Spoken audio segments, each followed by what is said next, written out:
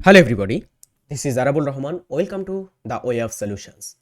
Current Affairs 10ই জানুয়ারি 2026 আজকে গুরুত্বপূর্ণ current affairs এবং জিকে প্রশ্ন উত্তর কী কী থাকছে সেটা অবশ্যই দেখতে হলে শেষ পর্যন্ত ক্লাসটি দেখবে এবং যারা ক্লাসে যুক্ত হচ্ছ সকলকে বলবো ক্লাসে একটি করে লাইক এবং শেয়ার করতে কিন্তু ভুলবে না প্রতিদিনের ক্লাসটি ক্রমবর্ধমান আমি দেখতে পাচ্ছি যারা প্রথম থেকে ক্লাস দেখছিল এখন কিন্তু তাদের আর কোথাও খুঁজে পাওয়া যাচ্ছে না তো প্রতিদিনের কারেন্ট অ্যাফেয়ার্সটা লাইভে এসে দেখার চেষ্টা করো সকালবেলাতে একটা এনার্জেটিক সকাল শুরু হয় কারেন্ট অ্যাফেয়ার্স দিয়ে দ্য ওয়ে অফ সলিউশন চ্যানেলে সো অবশ্যই সেটা দেখতে হলে চ্যানেলটিকে সাবস্ক্রাইব করো আর সমস্ত চাকরির সেরা প্রস্তুতির জন্য তোমরা TWS একাডেমি অ্যাপটা ডাউনলোড করে মোবাইলে অবশ্যই রাখতে পারো ফ্রি লাইভ ক্লাস দেখতে হলে দ্য ওয়ে অফ সলিউশন এবং TWS একাডেমির বিভিন্ন অ্যাপে কিন্তু বা বিভিন্ন চ্যানেলগুলোকে সাবস্ক্রাইব করে রাখতে পারো ফর অনলাইন কোচিং আরও একবার বলছি download TWS academy now let's start প্রথম আজকের যে কোশ্চেন্সটা দিয়ে শুরু করব কারেন্ট অ্যাফেয়ার্স সেটি হচ্ছে প্রতি বছর কোন তারিখে বিশ্ব হিন্দি দিবস পালিত হয়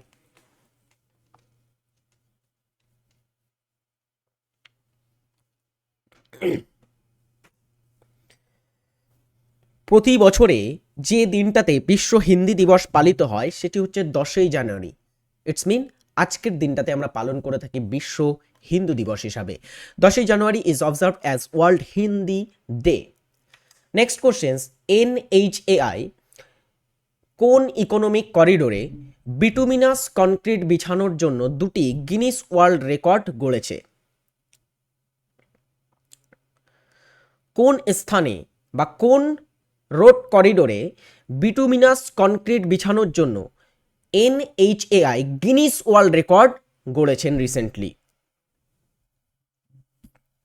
সেটি হচ্ছে ডেয়ার স্টুডেন্টস বেঙ্গালুরু কাডাপা এবং Vijayawada corridor Bengaluru Kadapa Vijayawada corridor okay NHAI it's mean national highway authority of India যেটা রোড অ্যান্ড ট্রান্সপোর্ট মিনিস্ট্রির আন্ডারে আসে ঠিক আছে national highway authority of India set to Guinness world records for longest and highest bituminous concrete laying তো আমরা দেখব এখানে রিসেন্টলি দুটো গিনিস ওয়ার্ল্ড রেকর্ড গড়েছে তারা একটা হচ্ছে লংগেস্ট এবং হাইয়েস্টের জন্য অলরাইট নেক্সট কোশ্চেন হচ্ছে কে 7ই জানুয়ারি 2026 কর্ণাটকের দীর্ঘতম মেয়াদি মুখ্যমন্ত্রী হওয়ার রেকর্ড তৈরি করেছেন কর্ণাটকে সবথেকে দীর্ঘ সময় ধরে থাকা কর্ণাটক রাজ্যের মুখ্যমন্ত্রী হিসাবে রেকর্ড গড়েছেন কোন মুখ্যমন্ত্রী যিনি অবশ্যই বর্তমানে কর্ণাটকের মুখ্যমন্ত্রী পদে আছেন তিনি হলেন Siddaramaiah to break Devaraj Urs record of being the longest serving chief minister of Karnataka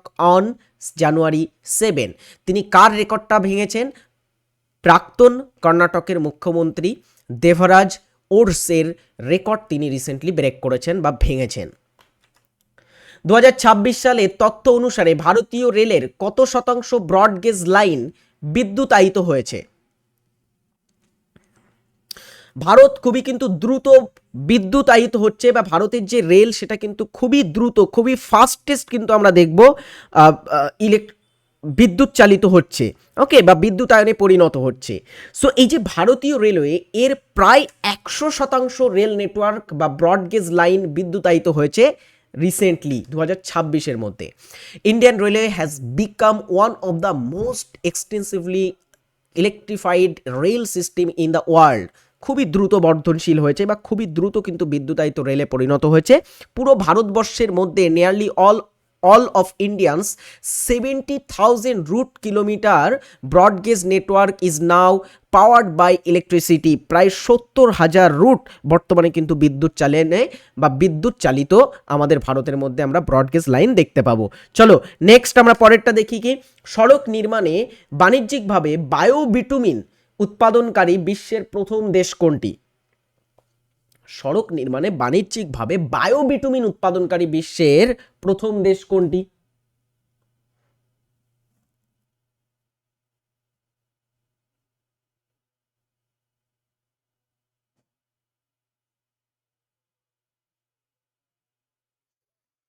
right answer হচ্ছে ভারত ওকে Road and Transport and Highway Minister Nitin Gadkari has said that India has become the first country in the world to commercially produce biobitumen in world road construction মাফ করবে in road construction তো এটা কে বলেছেন recently ভারতের road and transport ministry Nitin Gadkari বলেছেন। 2026 সালের জানুয়ারিতে model women's friendly গ্রাম পঞ্চায়েতের উপর জাতীয় কর্মশালা কোথায় অনুষ্ঠিত হয়েছে?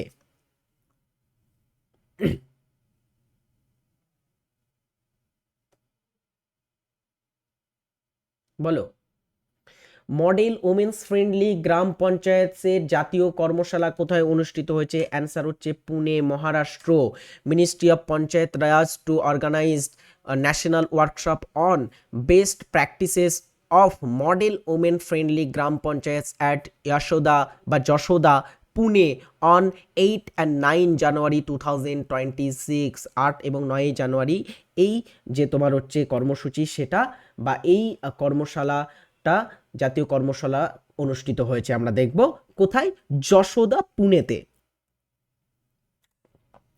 গণতন্ত্র এবং নির্বাচন ব্যবস্থাপনা বিষয়ক আন্তর্জাতিক সম্মেলনটি IICDEM 2026 ভারতের কোন শহরে অনুষ্ঠিত হতে চলেছে? চলো, খুব দারুণ একটা আমাদের কারেন্ট অ্যাফেয়ার্স, এটা খুব দারুণ একটা কারেন্ট অ্যাফেয়ার্স। গণতন্ত্র এবং নির্বাচন ব্যবস্থাপনা বিষয়ক আন্তর্জাতিক সম্মেলন IICDEM 2026 ভারতের কোন শহরে অনুষ্ঠিত হতে চলেছে? নতুন দিল্লিতে। দেখি, the election commission of India will host the inaugural India international conference on democracy and election management, যেটাকে আমরা সংক্ষেপে বলছি IICDEM। এটা তাহলে কারা হোস্ট করছে?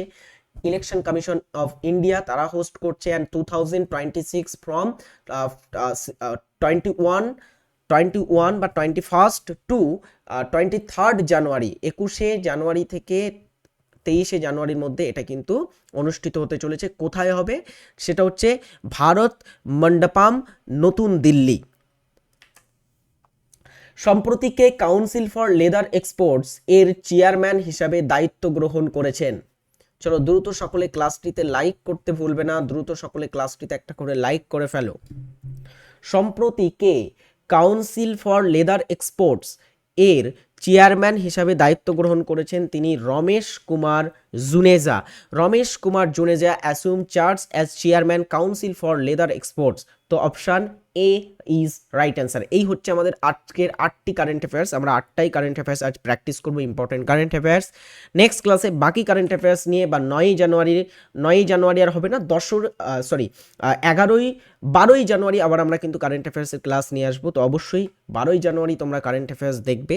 আর যারা পরবর্তীতে দেখছো তাদের সকলকে বলি, যারা নতুন আছো তাদেরকেও বলবো চ্যানেলটিকে কিন্তু সাবস্ক্রাইব করতে ভুলবে না। আমাদের এই যে এই সেশনটা তোমাদের জন্য আমি কন্টিনিউ করছি এবং চেষ্টা করব পুরো বছর তোমাদের সাথে কারেন্ট অ্যাফেয়ার্স কন্টিনিউ করার। তো তার জন্য আমার সাথে কিন্তু প্রতিদিনের ক্লাসটা দেখতে হবে, আমার সাথে থাকতে হবে।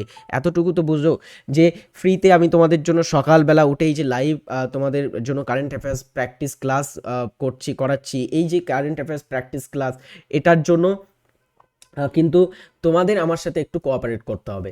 চলো আমরা নেক্সট কোশ্চেন অ্যান্সার পর্বে অবশ্যই যাব, এবং তার আগে বলে রাখি বর্তমানে কী কী ব্যাচ চলছে তোমরা জানো নিশ্চয়ই। TWS একাডেমিতে এই সমস্ত ব্যাচগুলোতে তোমরা অ্যাডমিশন নিতে পারো, সমস্ত ব্যাচগুলোতে তোমরা অ্যাডমিশন নিতে পারো এবং এখানে প্রাইসও লেখা আছে।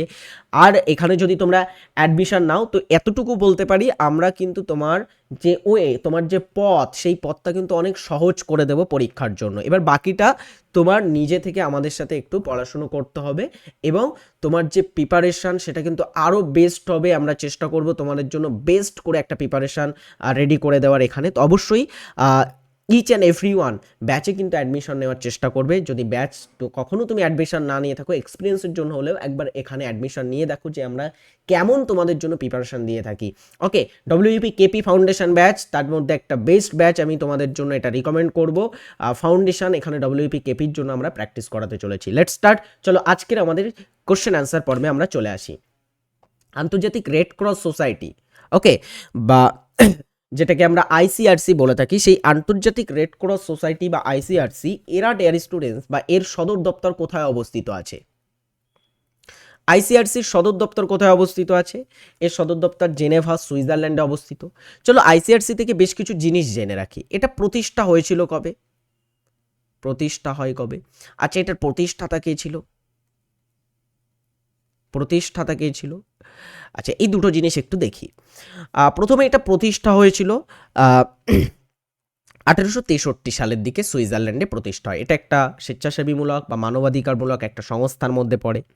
প্রতিষ্ঠাতা কে ছিল? প্রতিষ্ঠাতা যিনি, তিনি হচ্ছেন খুব বিখ্যাত একজন ব্যক্তি, হেনরি ডুরান্ট। Henry Durand. এখন আমি হেনরি ডুরান্টকে কেন বলছি বিখ্যাত ব্যক্তি? বিকজ এই হেনরি ডুরান্ট এবং তার সাথে আরেকজন ব্যক্তি যার নাম হচ্ছে ফ্রেডরিক পাসি। ফ্রেডরিক পাসি আলাদা একজন ব্যক্তি, তিনি একজন ফরাসি সমাজসেবক ছিলেন। এরা দুজনে মিলে 1901 সালে শান্তিতে নোবেল পুরস্কার পায়। শান্তিতে নোবেল পায়। আচ্ছা, কেন বলছি এটা কেন বিখ্যাত? বিকজ 1901 সালে জানো তোমরা নিশ্চয়ই প্রথম শান্তিতে নোবেল পুরস্কার দেওয়া শুরু হয়। আর প্রথম শান্তিতে নোবেল পুরস্কারটা কিন্তু হেনরি ডুরান্ট এবং ফ্রেডরিক পাসি পেয়েছিলেন, যার মধ্যে হেনরি ডুরান্ট আন্তর্জাতিক রেড ক্রস সোসাইটির প্রতিষ্ঠাতা। আন্তর্জাতিক রেড ক্রস সোসাইটি এরাও কিন্তু তিনবার নোবেল পিস প্রাইজ বা শান্তিতে নোবেল পায়। ওকে, 3বার শান্তিতে নোবেল পায়। এই যে 3বার শান্তিতে নোবেল আর কোনো সংস্থা বা কোনো ব্যক্তি কিন্তু পায়নি। তারাই হচ্ছে একমাত্র, বা তারাই সব থেকে হাইয়েস্ট নাম্বার অফ নোবেল পেয়ে রেখেছে। আচ্ছা, 8ই মে দিনটাকে একটু মনে রাখবে। 8ই মে আমরা রেড ক্রস ডে বা ওয়ার্ল্ড রেড ক্রস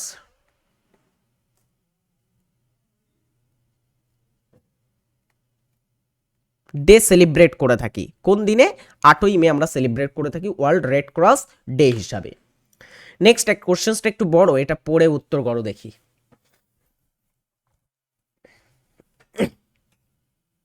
কোশ্চেন্স তো অনেক বড়, একটু ভালো করে পড়ো কোশ্চেন্সটা এবং বোঝার চেষ্টা করো।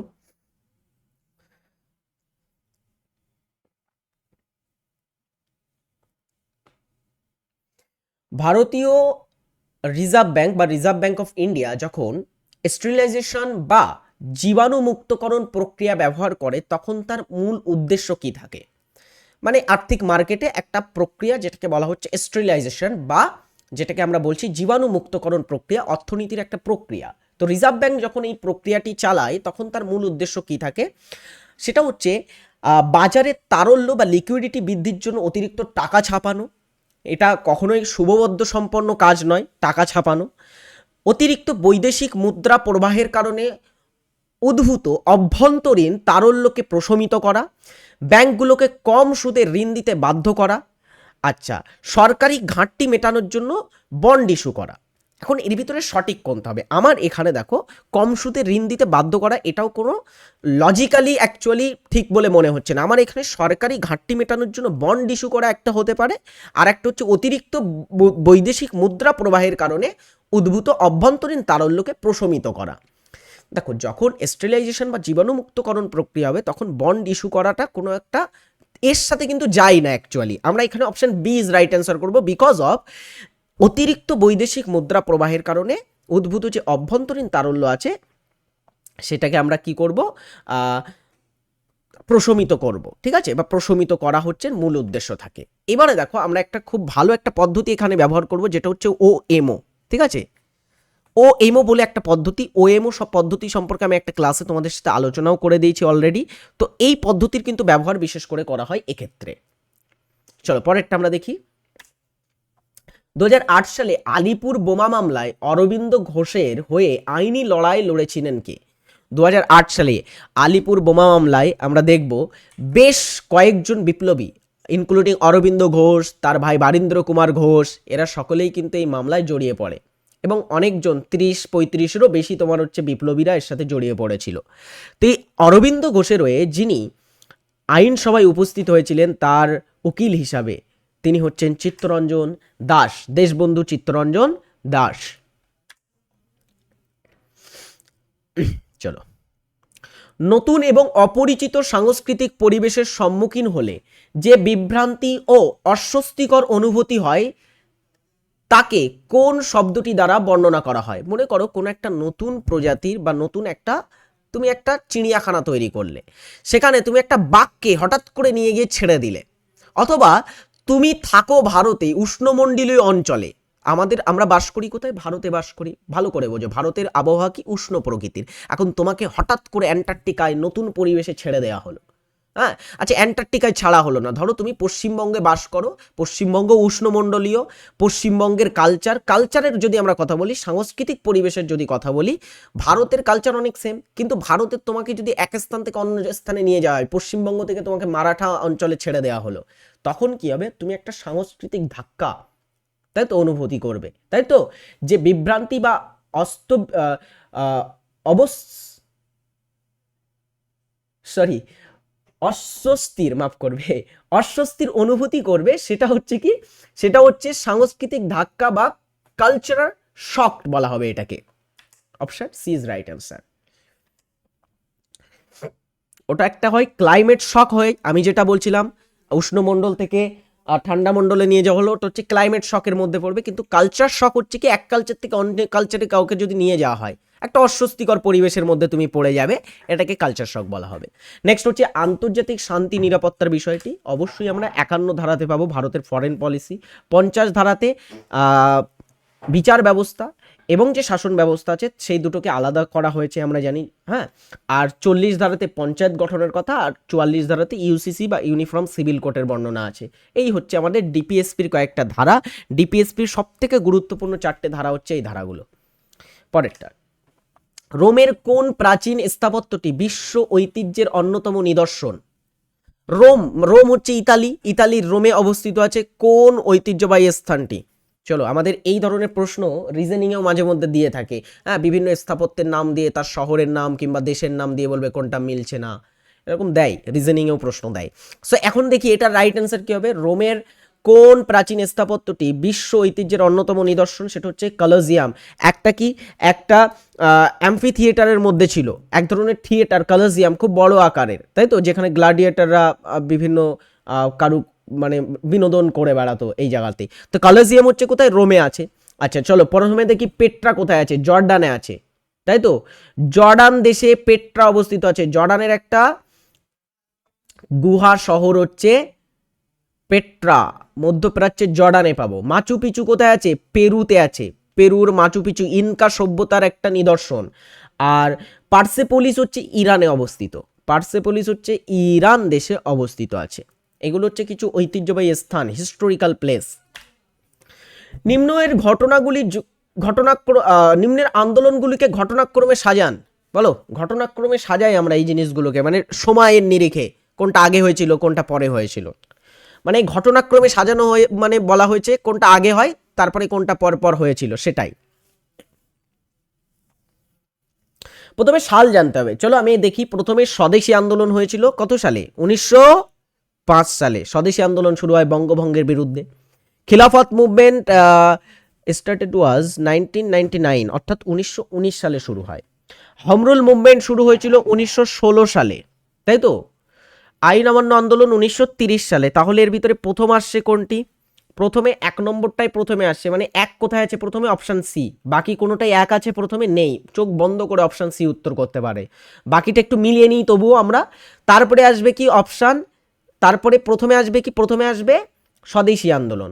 তারপরে আসবে কি? হোমরুল মুভমেন্ট 1916, 1905-এর পরে এখানে 1916 আসছে। তারপরে 1-এর পরে 3, তারপরে হচ্ছে 1919 মানে 2, তারপরে হচ্ছে রোমান সংখ্যায় 4, এটা। তো এটাই উত্তর হবে আমাদের অপশান সি। একদমই খুব সুন্দর একটা প্রশ্ন ছিল। চলো পরেরটা দেখি। পর্যায় সারণীর ডি ব্লকের মৌলের সাধারণভাবে কি বলা হয়? S block, D block, P block, বিভিন্ন মৌল আছে, কিন্তু ডি ব্লকের মৌলগুলোকে কি বলি? ডি ব্লকের মৌল মানে এই যে অঞ্চলটা আছে এটাকে ডি ব্লক মৌল বলা হচ্ছে। এর ভিতরে অনেক গুরুত্বপূর্ণ মৌল আছে, যেমন আমরা লোহা পাবো এর ভিতরে, ম্যাঙ্গানিজ পাবো এর ভিতরে, এই ধরনের মৌলগুলো কিন্তু এর ভিতরে পাচ্ছি আমরা। সো এই যে ডি ব্লক আছে এই ব্লকের মৌল এরা, জিঙ্ক আছে, কপার আছে, হ্যাঁ, নিকেল আছে, এই ব্লকের আমরা উল্লেখযোগ্য মৌল এগুলোকে পাবো। ক্রোমিয়াম, ম্যাঙ্গানিজ, লোহা, cobalt, nickel, copper, zinc D ব্লকের উল্লেখযোগ্য মৌল। তারপরে সোনা আছে এর ভিতরে, হ্যাঁ, তারপরে আছে তোমার হচ্ছে পারদ, তারপরে হচ্ছে তোমার রূপো আছে। তো যাই হোক, এর ভিতরে আমরা বিভিন্ন মৌল পাচ্ছি। এই যে ডি ব্লকের মৌল, এই মৌলগুলোকে আমরা সাধারণত বলছি সন্ধিগত মৌল, সন্ধিগত মৌল। চলো পরেরটা আমরা দেখি। বারাবাতী স্টেডিয়াম একটা ক্রিকেট স্টেডিয়াম, ক্রিকেট স্টেডিয়াম, ভারতে অনেক ক্রিকেট স্টেডিয়াম আছে, ভারতে তো সকলে ক্রিকেটের দিওয়ানা, তাই তো? তো ক্রিকেট স্টেডিয়াম আছে, এই যে ক্রিকেট স্টেডিয়াম বারাবাতী স্টেডিয়াম, এটা কটক ওড়িশাতে অবস্থিত আছে, ওড়িশা কটকে। ভারতের অর্থব্যবস্থায় এফেক্টিভ রেভিনিউ ডেফিসিট বা কার্যকর রাজস্ব ঘাটতি ধারণাটি প্রথম কোন বাজেটে চালু করা হয়? খুব দারুণ একটা প্রশ্ন। এই ধরনের প্রশ্নগুলো ডব্লিউবিসিএস লেভেলের এক্সামের জন্য খুব কাজে আসবে। যারা ডব্লিউবিসিএস এর পরীক্ষার্থী আছো, ক্লাস দেখছো, তাদেরকে বলবো এই যে অর্থনীতির এই ধরনের কোশ্চেনগুলো খুব ভালো করে প্র্যাকটিস করবে আর প্রতিদিনের ক্লাসটা কিন্তু দেখবে। হ্যাঁ, আমি যে ক্লাসে কোশ্চেন্সগুলো রাখি এগুলো বিশেষ করে কিন্তু আমরা লেভেলটা কিন্তু অনেক হাই রেখেছি, যাতে সমস্ত এক্সাম, দেখো আমাদের থাম্বনেলে কিন্তু লেখাই আছে যে ফর অল কম্পিটিটিভ এক্সাম, মানে পশ্চিমবঙ্গ তথা ভারতের যত কম্পিটিটিভ এক্সাম আছে সেখানে এই ক্লাসটা হেল্পফুল হবে, 100% হেল্পফুল হবে।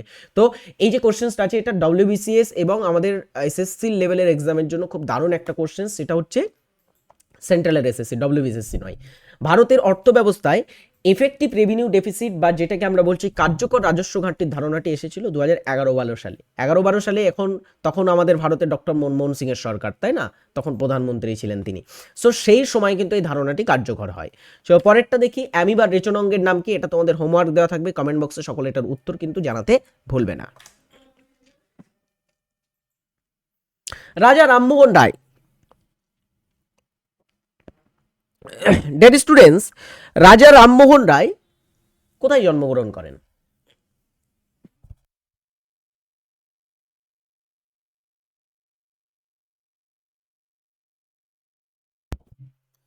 রামমোহন রায় হুগলিতে জন্মগ্রহণ করেছিলেন।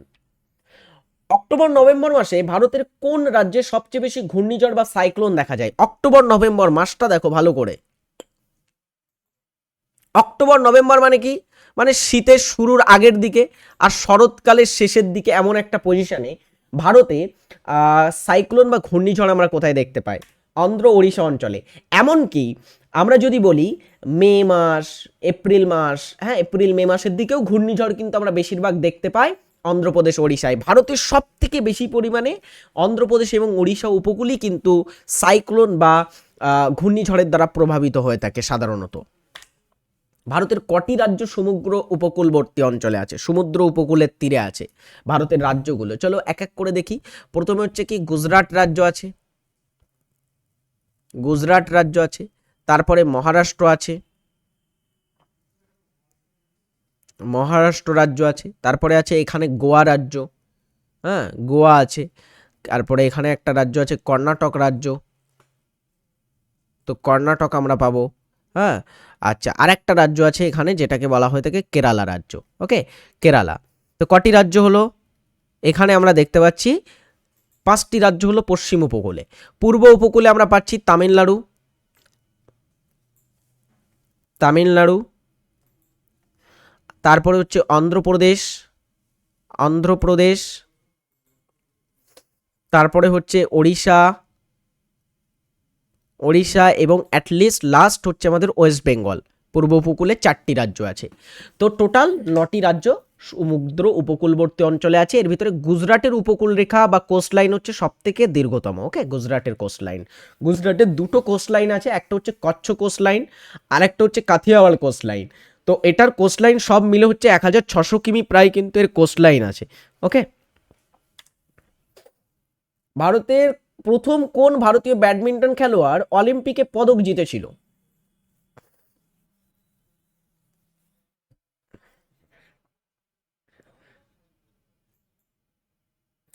অলিম্পিকে পদক জেতে প্রথম কোন ভারতীয় ব্যাডমিন্টন খেলোয়াড়? তিনি হচ্ছেন সাইনা নেওয়াল। দেখো সাইনা নেওয়াল, এটা অলিম্পিকের অফিসিয়াল ওয়েবসাইটের স্টেটমেন্ট একটা বা এখান থেকে article. Saina Nehwal is the first ever badminton player from India to clinch an Olympic medal. The Indian shuttler created history when she won the bronze medal at the London 2012 games, অর্থাৎ 2012 games, অর্থাৎ dare students 2012 সালে যে London Olympic হয়েছিল সেখানে তিনি কিন্তু একটা bronze medal জিতেছিলেন। অনেকে পিভি সিন্ধু উত্তর করেছে, পিভি সিন্ধু রৌপ্য পদক জেতে একটা, আমরা জানি রৌপ্য তিনি জিতেছিলেন 2016 সালে, এটা রিও অলিম্পিক ছিল।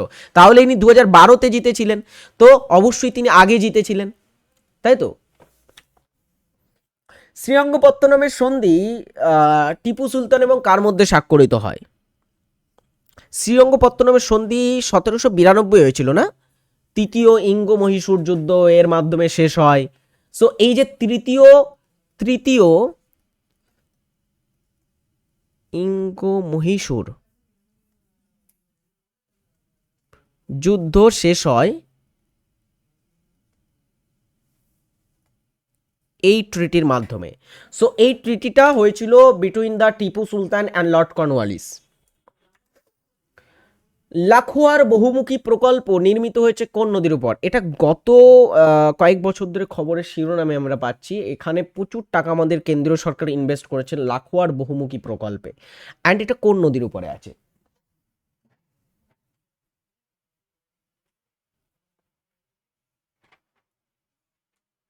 এটা অবস্থিত আছে যমুনা নদীর উপরে। লালা লাজপত রায় রচিত বিখ্যাত বইটির নাম কি? Discovery of India, Indian divided, Gulamgiri, unhappy India. Unhappy India. Discovery of India wrote by Jawaharlal Nehru. Doctor Jawaharlal Nehru কিন্তু রচনা করেছেন, জানো? আচ্ছা, গুলামগিরি হচ্ছে জ্যোতিবা ফুলে। ফুলে কিন্তু রচনা করেছেন এই বইটা। আচ্ছা, আর ইন্ডিয়া ডিভাইডেড ভারতের প্রথম রাষ্ট্রপতি রাজেন্দ্র প্রসাদ। তাহলে পড়ে থাকছে আনএফি ইন্ডিয়া, এটা রচনা করেছেন লালা লাজপত রায়। ইন্ডিয়া ডিভাইডেড হচ্ছে রাজেন্দ্র প্রসাদের লেখা। রাজেন্দ্র প্রসাদের বই। এফআইআর এর পূর্ণ রূপ কি? এই যে এফআইআর শব্দটা আমরা প্রায়শই শুনেছি, হ্যাঁ, অপরাধ বা ইত্যাদির সাথে খুবই কিন্তু সম্পর্কিত এফআইআর শব্দটা। এফআইআর বলতে আমরা কি বুঝি? এটা হচ্ছে ফার্স্ট ইনফরমেশন রিপোর্ট। কোনো একটা ফার্স্ট ইনফরমেশন রিপোর্টকে সাধারণত আমরা এফআইআর বলে থাকি। লোকার্ণ আন্তর্জাতিক চলচ্চিত্র উৎসব প্রতি বছর কোন দেশে উদযাপিত হয়? 2024 সালের দিকে আমাদের ভারতীয় অভিনেতা এবং 2025 সালে জাতীয় চলচ্চিত্র পুরস্কার 71তম জাতীয় চলচ্চিত্র পুরস্কারে ভূষিত, সেরা অভিনেতাতে ভূষিত শাহরুখ খান 2024-এ এই পুরস্কার পায়, বা লোকার্ণ চলচ্চিত্র উৎসবের সেরা অভিনেতার পুরস্কার জিতেছিলেন।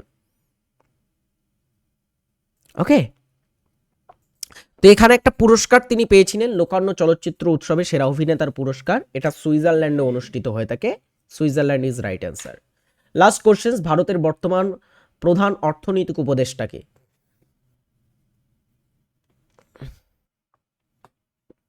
ভি অনন্ত নাগেশ্বরন, কে সুব্রমণ্যম, রঘুরাম রাজন, শক্তিকান্ত দাস। রাইট অ্যান্সার হচ্ছে ভি অনন্ত নাগেশ্বরন, বর্তমান ভারতের প্রধান অর্থনৈতিক উপদেষ্টা। অলরাইট, চলো আজকে আমাদের ক্লাস এখানেই শেষ হবে। ক্লাসটি কেমন লাগলো কমেন্ট করে অবশ্যই জানাতে ভুলবে না। অ্যান্ড প্রতিদিনের অন্যান্য যে সমস্ত ক্লাসগুলো হচ্ছে TWS academy, the way of solution এবং TWS স্মার্ট চ্যানেলে, সেখানেও ফলো না করলে অবশ্যই ক্লাসগুলোকে ফলো করবে। আর সমস্ত ক্লাসের যদি লিঙ্ক একসাথে পেতে চাও না, টেলিগ্রামে যুক্ত হবে। সেখানে একটা এরকম লিস্ট আমাদের টিম থেকে কিন্তু প্রোভাইড করা হয় প্রতিদিনে। সেখানে তোমরা লিঙ্ক পেয়ে যাবে প্রতিটা ক্লাসের, এবং যখন ক্লাস শুরু হয় তখনও তোমার ফোনে নোটিফিকেশান আমরা পাঠিয়ে থাকি যে ক্লাস শুরু হচ্ছে। ফ্রি লাইভ ক্লাস যত হয়ে থাকে সেখানে নোটিফিকেশান দেওয়া হয়। আরও বিভিন্ন তথ্য, হ্যাঁ, শর্ট নোটিশ বা শর্ট বিভিন্ন জিনিস আমরা সেখানে প্রোভাইড করে থাকি। তো টেলিগ্রামে যুক্ত না হলে অবশ্যই যুক্ত হতে পারো। আর আমাদের এই যে সেশন বা সেগমেন্টটা আমি চালাচ্ছি, এই যে কারেন্ট অ্যাফেয়ার্সগুলো কিন্তু প্রতিদিন চর্চা যদি তুমি না করো, তাহলে কিন্তু নিজেকে, তুমি যে একটা মানে চাকরির পরীক্ষার্থী, তুমি চাকরির পরীক্ষা দিচ্ছ, নিজেকে কনফিডেন্ট পেতে হলে, পরীক্ষার জন্য কনফিডেন্ট পেতে হলে, হ্যাঁ, current affairs must watch. Current affairs তোমার কনফিডেন্স বিল্ডেন্সে কিন্তু খুব কার্যকরী হবে, মানে তোমার কনফিডেন্স বিল্ড করতে খুব ভালো কিন্তু সাহায্যকারী হচ্ছে কারেন্ট অ্যাফেয়ার্স। তুমি যদি চারিপাশের ঘটনা সম্পর্কে জানো, তাহলে কিন্তু তাতে তোমার লস নয়, তোমার আরও ভালো। তো কারেন্ট অ্যাফেয়ার্স প্রতিদিন মাস্ট ওয়াচ। যারা প্রথম দেখছো তাদেরকে বলবো, সকাল 6টাতে সোম থেকে শনি প্রায় প্রতিদিন কারেন্ট অ্যাফেয়ার্স আসে, তো প্রতিদিনই কারেন্ট অ্যাফেয়ার্সটা দেখবে। ভালো থাকবে সকলে, টাটা।